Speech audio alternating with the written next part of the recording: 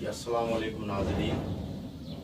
बच्चों क्या हाल है, ठीक हो? स्टूडेंट्स, आज हम जमात 6 के लिए मुसद्दस हाली, जो कि पिछले लेक्चर्स में हमने इसकी अशार की तशरीह की थी, आज हम इसकी मशक हल करेंगे। इसकी मशक के सवालात जो हैं वो बहुत ज़्यादा हैं, आम रूटीन से ज़्यादा हैं। यानी कि आम रूटीन में अगर 5 होते हैं तो इसके तकरीबन 10 या 10 के लगभग हैं।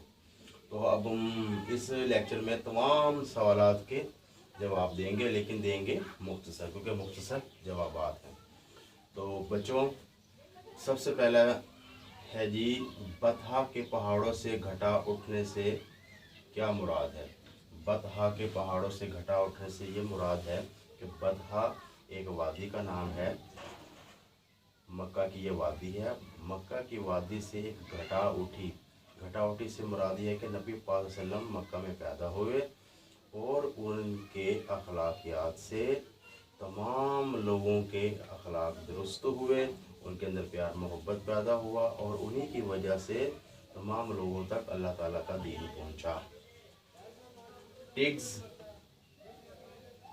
टिग्स और गंगा कहाँ वाक़ हैं? ये टिग्स और गंगा ये दो दरियाओं के नाम हैं। टिग्स जो है ये चीन का मशहूर तरीन दरिया है और गंगा हिंदुस्तान में वाक़ है। आबी और खाकी से क्या मुराद है? आबी का मतलब होता है पानी में रहने वाली मखलूक और खाकी से मुराद है खुश्की में रहने वाली मखलूक।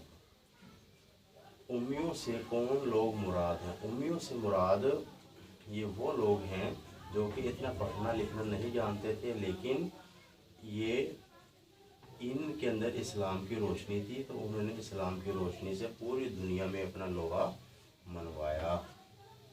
डूबती नाव को संभाला देने का क्या मतलब है? डूबती नाव को संभाला देने का क्या मतलब है? डूबती नाव को संभाला देने का मतलब ये है कि जो अहले अरब थे वो जहालत की तारीकी में डूबे हुए थे। नबी पाक सल्लल्लाहु अलैहि वसल्लम आए और उन्हें सहारा दिया, उन्हें बुराई से हटाकर नेकी के रास्ते की तरफ गामजन किया। तौहीद मुतलिक से क्या मुराद है? तौहीद का मतलब होता है अल्लाह ताला को एक मानना, और मुतलिक का मतलब है तमाम गैर खुदाओं, मतलब बुत की पूजा करने वाले, आँख की पूजा करने वाले, जो बुत को और आँख को इन्होंने खुदा बनाया था, उनको तमाम को छोड़कर अल्लाह ताला की तरफ आना, अल्लाह ताला की इबादत करना तौहीद मुतलिक कहलाता है। अरब और अजम से कौन से ममालिक मुराद हैं? अरब से मुराद है सऊदीया, अरब और अजम से मुराद है फारिस। फारिस का मौजूदा नाम ईरान है। बदों और नेकियों का हुलहुला हुआ से क्या मुराद है? बदों और नेकियों, बदों में नेकियों का हुलहुला हुआ, इस पर ये गलत लिखा हुआ, बदों में, ये में आएगा प्यारे बच्चों, बदों में नेकियों का गलगला से मुराद, हुलहुला से मुराद ये है कि जो बुरे लोग थे, बद से, बद की जमा है ये, बदों, बुरा, जो बुरे लोग जो जहालत की तारीकी में डूबे हुए थे, उनके अंदर नेकियों की ख्वाहिशात पैदा होने लगी, नेक काम करने की ख्वाहिशात जन्म होने लगा।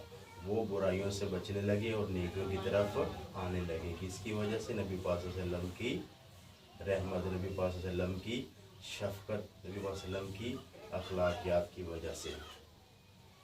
आतिश कदों की अफसरदा आग से क्या मुराद है?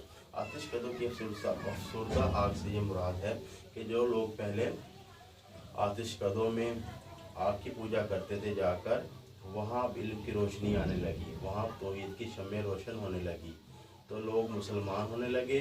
तो जो लोग आग की पूजा करते थे वो आतिश कदे वीरान होने लगे, क्योंकि वो लोग अब नेक काम पर गामजन हो चुके थे, खुदा की इबादत करने लगे थे, तो आतिश कदों में वीरानी आ गई, वो वीरान होने लगे। खाक उड़ना मुहावरा है, इसका मतलब बताएं। खाक उड़ने से मुराद ये है तबाह बर्बाद होना, कहीं का ना रहना, किसी जगह का वीरान हो जाना। आबाओ अजदाद की किन बातों की दूसरी कौमों ने तकलीद करने से मुराद है उसकी नकल करना, उसके ऊपर अमल करना। तो आबाओ अजदाद की दूसरी कौमों ने इन बातों की नकल की कि उन्होंने अलूम फ़नून, फ़न तामीरात, ज़राए आमदोरफ्त, कुएँ खुदवाए, सराय बनवाई। इन लोगों की दूसरी कौमों ने इन बातों की पैरवी की, यानी कि तकलीद की, इन पर अमल किया उन्होंने।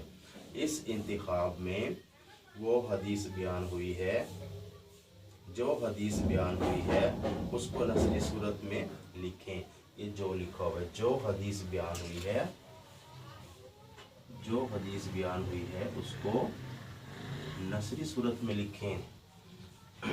इसमें हदीस, इस मुसद्दस में हदीस बयान हुई है कि हिकमत और दानाई मोमिन की गुमशुदा चीज़ है, ये जहाँ से मिले इसे ले लें। तो प्यारे बच्चों, ये थे आज हमारे सवालात के जवाबात। 1 2 3 4 5 6 7 8 9 10 11 12 के करीब इसके सवाल थे, जिसके आपको जवाब दिए गए।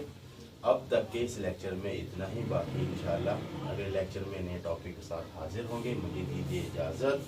और आपके ज़िम्मे आज काम ये है कि आपने इनके सवालात तशरीह तो आपने याद कर ही ली होगी, अब आप इनके सवालात के जवाब याद कीजिए, इसे लिखिएगा, ताकि ना तो आपकी राइटिंग पावर लूज़ हो, ना आपकी लर्निंग पावर लूज़ हो।